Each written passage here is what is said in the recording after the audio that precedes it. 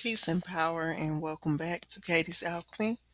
I am Nina, Katie's granddaughter, and today we are reading the Four Agreements by Don Miguel Ruiz, and we are on chapter 2, the first agreement. Be impeccable with your word. The first agreement is the most important one, and also the most difficult one to honor. It is so important that with just this first agreement, you will be able to transcend to the level of existence I call heaven on earth. The first agreement is to be impeccable with your word. It sounds very simple, but it is very, very powerful. Why your word? Your word is a power you have to create. Your word is the gift that comes directly from God. The Gospel of John in the Bible, speaking of the creation of the universe, says, "In the beginning was the Word, and the Word was with God, and the Word is God." Through the Word, you express your creative power. It is through the Word that you manifest everything. Regardless of what language you speak, your intent manifests through the Word. What you dream, what you feel, and what you really are will all be manifested through the Word. The Word is not just a sound or a written symbol. The word is a force. It is the power you have to express and communicate, to think, and thereby to create the events in your life. You can speak. What other animal on the planet can speak? The word is the most powerful tool you have as a human. It is a tool of magic. But like with a sword with two edges, your word can create the most beautiful dream, or your word can destroy everything around you. One edge is the misuse of the word, which creates a living hell. The other edge is the impeccability of the word, which will only create beauty, love, and heaven on earth. Depending upon how it is used, the word can set you free, or it can enslave you even more than you know. All the magic you possess is based on your word. Your word is pure magic, and misuse of your word is black magic. The word is so powerful that one word can change a life or destroy the lives of millions of people. Some years ago, one man in Germany, by the use of the word, manipulated a whole country of the most intelligent people. He led them into a world war with just the power of his word. He convinced others to commit the most atrocious acts of violence.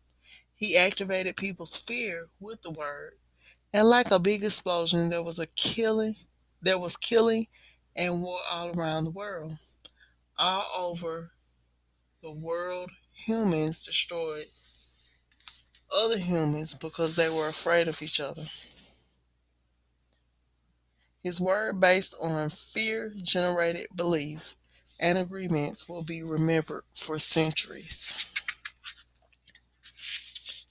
The human mind is like a fertile ground where seeds are continually being planted. The seeds are opinions, ideas, and concepts. You plant a seed, a thought, and it grows. The word is like a seed, and the human mind is so fertile. The only problem is that too often it is fertile for the seeds of fear. Every human mind is fertile, but only for those kinds of seeds it is prepared for. What is important is to see which kind of seeds our mind is fertile for, and to prepare it to receive the seeds of love.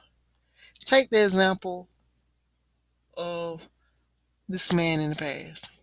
He sent out all those seeds of fear, and they grew very strong and beautifully achieved massive destruction.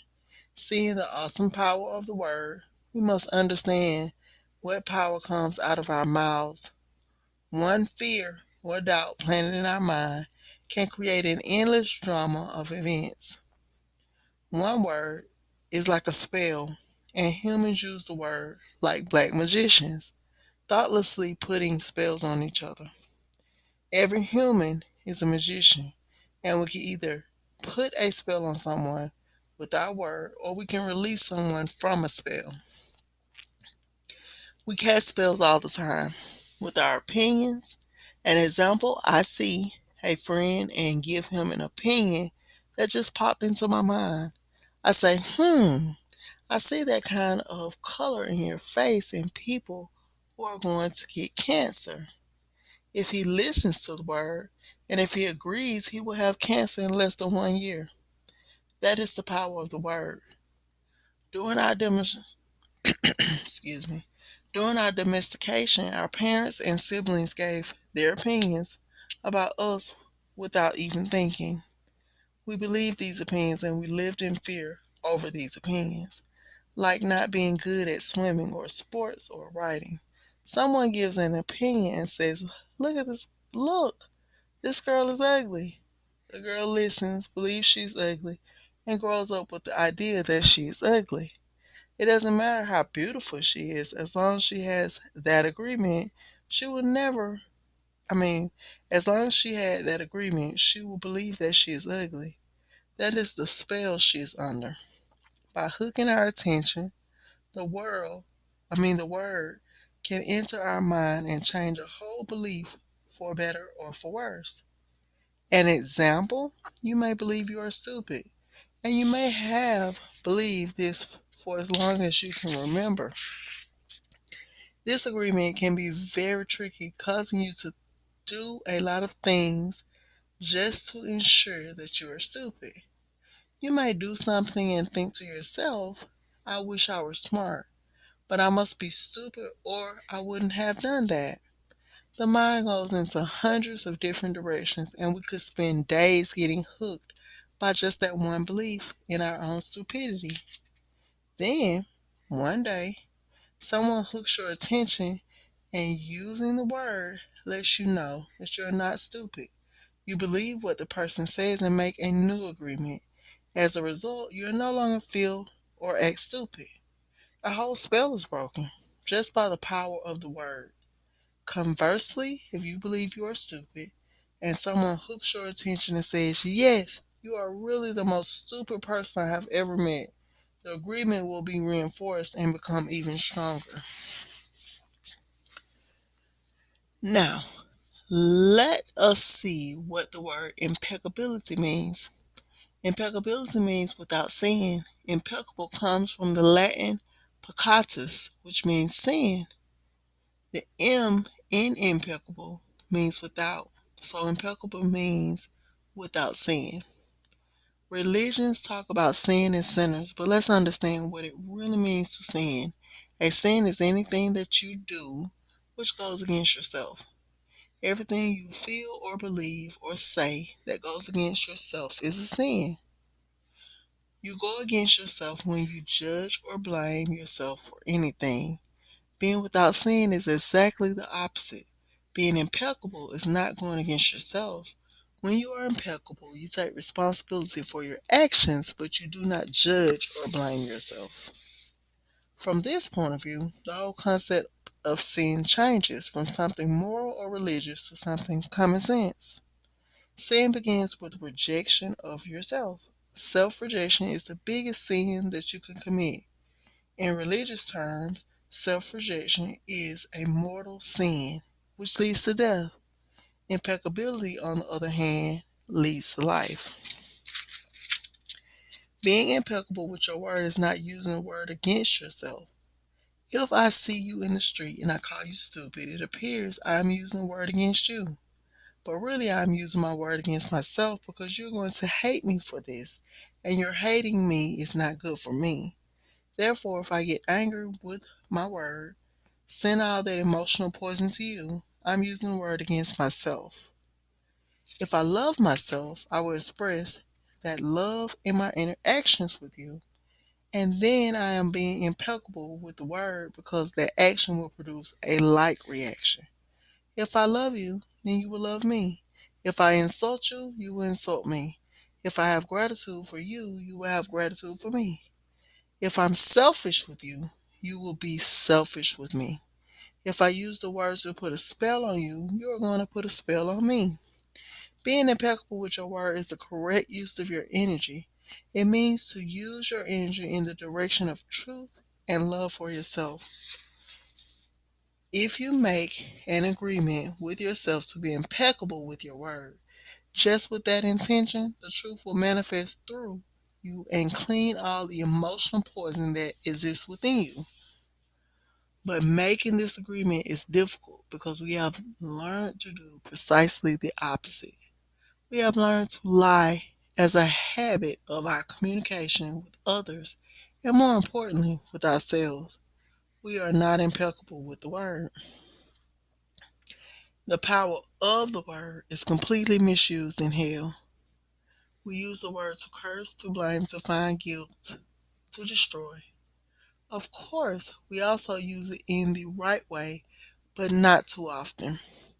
Mostly, we use the word to spread our personal poison, to express anger, jealousy, envy, and hate. The word is pure magic, the most powerful gift we have as humans, and we use it against ourselves. We plan revenge. We create chaos with the word. We use the word to create hate between different races, between different people, between families, between nations. We misuse the word so often. And this misuse is how we create and perpetuate the dream of hell. Misuse of the word is how we pull each other down and keep each other in a state of fear and doubt. Because the word is magic that humans possess, and misuse of the word is black magic. We're using black magic all the time without knowing that our word is magic at all. There was a woman, for example, who was intelligent and had a very good heart. She had a daughter whom she adored and loved very much. One night she came home from a very bad day at work, tired, full of emotional tension, and with a terrible headache. She wanted peace and quiet, but her daughter was singing and jumping happily. The daughter was unaware of how her mother was feeling. She was in her own world, in her own dream. She felt so wonderful, and she was jumping and singing louder and louder, expressing her joy and her love. She was singing so loud that it made her mother's headache even worse, and at a certain moment the mother lost control. Angrily, she looked at her beautiful little girl and said, "Shut up. You have an ugly voice. Can you just shut up?" The truth is that the mother's tolerance for any noise was non existent. It was not the little girl's voice was ugly, but the daughter believed what her mother said, and in that moment she made an agreement with herself. After that, she no longer sang because she believed her voice was ugly and would bother anyone who heard it. She became shy at school, and if she was asked to sing, she refused. Even speaking to others became difficult for her. Everything changed in the little girl because of this new agreement. She believed she must repress her emotions in order to be accepted and loved. Whenever we hear an opinion and believe it, we make an agreement and it becomes part of our belief system. This little girl grew up, and even though she had a beautiful voice, she never sang again. She developed a whole complex from one spell. This spell was cast upon her by the one who loved her the most, her own mother. Her mother didn't notice what she did with her word. She didn't notice that she used black magic to put a spell on her daughter. She didn't know the power of her word, and therefore she isn't to blame. She did what her own mother, father, and others had done to her in many ways. They misused the word. How many times do we do this with our own children? We give them types of opinions, and our children carry that black magic for years and years. People who love us do black magic on us, but they don't know what they do. That is why we must forgive them. They don't know what they do. Another example, you awake in the morning feeling very happy. You feel so wonderful. You stay 1 or 2 hours in front of the mirror, making yourself beautiful. Well, one of your best friends says, "What happened to you? You look so ugly. Look at the dress you're wearing. You look ridiculous." That's it.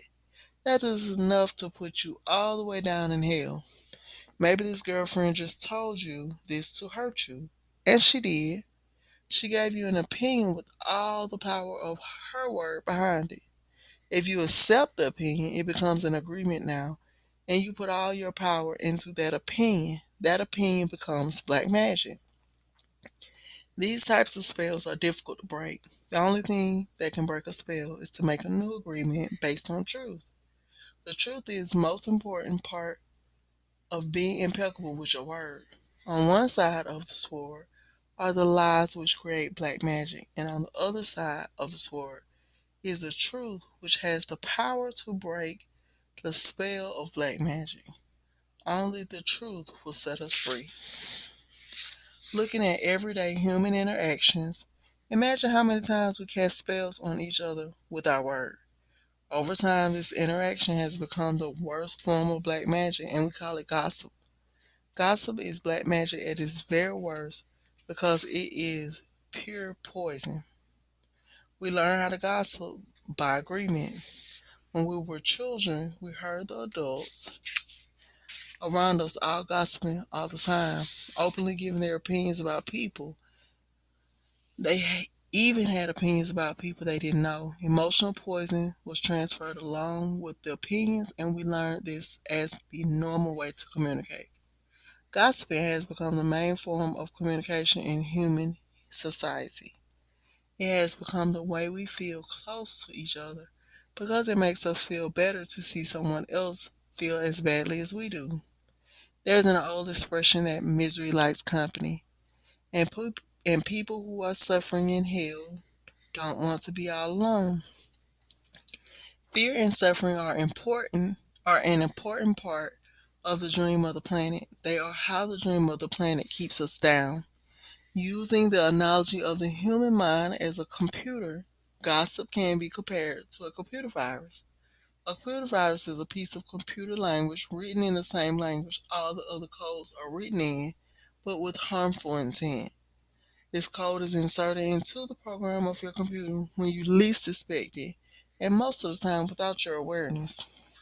After this code has been introduced, your computer doesn't work quite right or doesn't function at all because the codes get so mixed up with so many conflicting messages that it stops producing good results. Human gossip works exactly the same way. For example, you are beginning a new class with a new teacher and you have looked forward to it for a long time. On the first day of class, you run into someone who took the class before who tells you, oh, that instructor was such a pompous jerk. He didn't know what he was talking about, and he was a pervert too, so watch out. You are immediately imprinted with the word and the emotional code the person had when saying this. But what you're not aware of is his or her motivation in telling you. This person could be angry for failing the class or simply making an assumption based on fears and prejudices. But because you have learned to ingest information like a child, some part of you believes the gossip and you go to the class. As the teacher speaks, you feel the poison come up inside of you and you don't realize you see the teacher through the eyes of the person who gave you the gossip. Then you start talking to other people in the class about this, and they start to see the teacher in the same way as a jerk and a pervert. You really hate the class, and soon you decide to drop out. You blame the teacher, but it is the gossip that is to blame. All of this mess can be caused by one little computer virus. One little piece of misinformation can break down communication between people, causing every person it touches to become infected and contagious to others. Imagine that every single time others gossip to you, they insert a computer virus into your mind, causing you to think a little less clearly every time. Then imagine that in an effort to clean up your own confusion and get some relief from the poison, you gossip and spread these viruses to someone else. Now imagine this pattern going on in a never ending chain between all the humans on Earth. The result is a world full of humans who can only read information through circuits that are clogged with poisonous, contagious virus. Once again, this poisonous virus is what the Toltecs call mitote, the chaos of 1,000 different voices all trying to talk at once in the mind. Even worse are the black magicians or computer hackers who intentionally spread the virus. Think back to a time when you or someone you know was angry with someone else and desired revenge. In order to seek revenge, you said something about that person with the intention of spreading poison and making that person feel bad about him or herself. As children, we do this quite thoughtlessly, but as we grow older, we become much more calculated in our efforts to bring other people down. Excuse me. Then we lie to ourselves and say that person received a just punishment for their wrongdoing. When we see the world through a computer virus, it is easy to justify the cruelest behavior. What we don't see is that the misuse of our word is putting us deeper into hell. Now, for years, we have received gossip and spell from the words of others, but also from the way we use our words with ourselves. We talk to ourselves constantly, and most of the time we're saying things like, oh, I look fat, I look ugly, I'm getting old, I'm losing my hair, I'm stupid, I never understand anything, I will never be good enough, and I'm never going to be perfect. Do you see how we use the word against ourselves? We must begin to understand what the word is and what the word does. If you understand the first agreement, be impeccable with your word, you begin to see all the changes that can happen in your life. Changes first in the way you deal with yourself and later in the way you deal with other people, especially those you love the most. Consider how many times you have gossiped about the person you love the most to gain the support of others for your point of view. How many times have you hooked other people's attention and spread poison about your loved one in order to make your opinion right? Your opinion is nothing but your point of view. It is not necessarily true. Your opinion comes from your beliefs, your own ego, and your own dream. We create all this poison and spread it to others just so we can feel right about our own point of view. If we adopt the first agreement and become impeccable with our word, any emotional poison will eventually be cleansed from our mind and from our communication in our personal relationships, including with our pet dog or cat. Impeccability of the word will also give you immunity from anyone putting a negative spell on you. You will also receive a negative idea if your mind is fertile ground for that idea. Oh, you will only receive a negative idea if your mind is fertile ground for that idea. When you become impeccable with your word, your mind is no longer fertile ground for words that come from black magic. Instead, it is fertile for the words that come from love. You can measure the impeccability of your word by your level of self love. How much you love yourself and how much you feel about yourself are directly proportionate to the quality and integrity of your word. When you're impeccable with your word, you feel good, you feel happy and at peace. You can transcend the dream of hell just by making the agreement to be impeccable with your word. Right now, I am planting that seed in your mind. Whether or not the seed grows depends upon how fertile your mind is for the seeds of love. It is up to you to make this agreement with yourself. I am impeccable with my word. Nurture this seed, and as it grows in your mind, it will generate more seeds of love to replace the seeds of fear. This is the first agreement. This first agreement will change the kind of seeds your mind is fertile for. Be impeccable with your word. This is the first agreement that you should make if you want to be free, if you want to be happy, if you want to transcend the level of existence that is hell. It is very powerful. Use the word in the correct way. Use the word to share your love. Use white magic, beginning with yourself, Tell yourself how wonderful you are, how great you are. Tell yourself how much you love yourself. Use the word to break all those teeny tiny agreements that make you suffer. It is possible. It is possible because I did it and I am no better than you. No, we are exactly the same.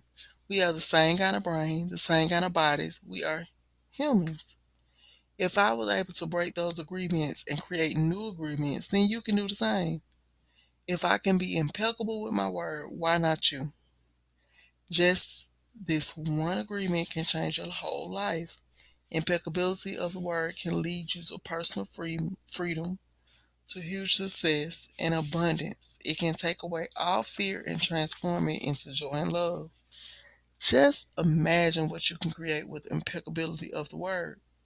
With the impeccability of the word, you can transcend the dream of fear and live a different life. You can live in heaven in the middle of thousands of people living in hell because you are immune to that hell. You can attain the kingdom of heaven from this one agreement. Be impeccable with your word. Okay, and that was chapter two. Well, that was the first agreement, but chapter two, that was be impeccable with your word. Peace and power, and I'm out of here.